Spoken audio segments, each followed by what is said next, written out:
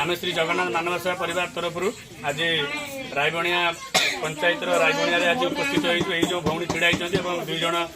कुनी भाई अच्छा जो 25 तारीख दिन जो भाई देहांत होता झोड़िया बेहेरा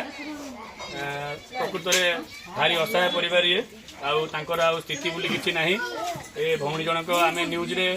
खबर प्रसारण है देखी आसलु रायबणिया अंचल जन समाजसेवी भाई आमको खबर देते खबर पाई आम आज आज पहुँचलु आम अनुध्यान कलु प्रकृत में भौणी जनक असहाय एवं आम संगठन तरफ